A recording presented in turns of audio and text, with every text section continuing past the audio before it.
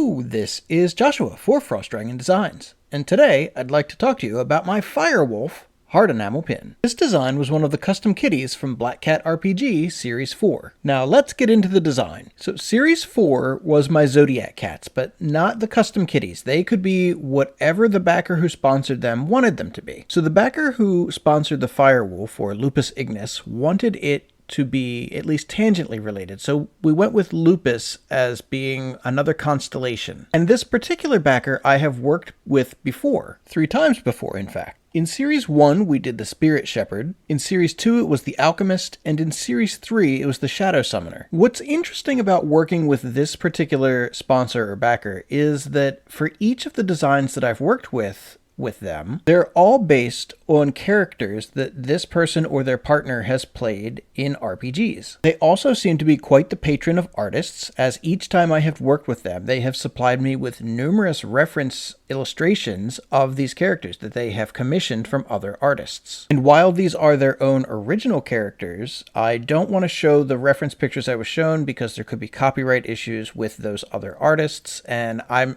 not trying to get into any trouble with anything like that. But I do want to point that out though, because this is a very different task than working on the other Custom Kitties. The other Custom Kitties, I get verbal or written information about what they want the character to look like or feel like or that sort of thing. And while I get similar information for the characters that I create for this particular backer, I also get those visual references. And in that case, none of these characters were cats to begin with, so it's the additional task of kittifying something that has already been given visual life. Now, the core concept here was a Rune Knight who uses elemental magic, and they had a wolf companion who also shares their elemental magic. I was given quite a bit of latitude as far as creative authorship for this, and while I tried to stay pretty close to the references that I was given, I did end up changing some things in the end, particularly colors of some elements were changed just to make it more cohesive as a pin design.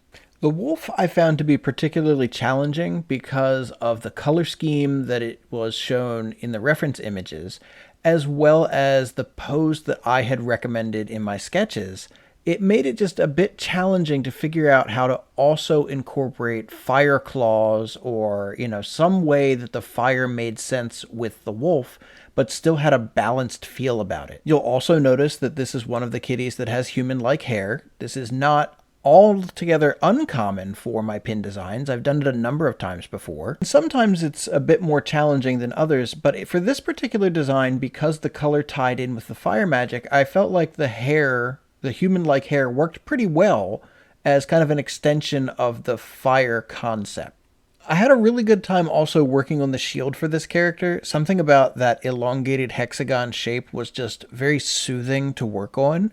And I love the fact that I was able to give it a bit of dimension because of those nice, straight, even parallel lines, and then give it even more dimension by giving it those little bits of battle damage. I always enjoy when an element of a pin has a more three-dimensional feel to it, especially since in pins you're limited to flat color fills. I really like the way the final design for this pin turned out, and I hope that the sponsor felt that way as well. If you've enjoyed watching me create this design and hearing about the process, please go ahead, like, and subscribe. I put out a new video every week, sometimes 2, and I'd love to have you along for the next one. Thank you so much, and have a great day.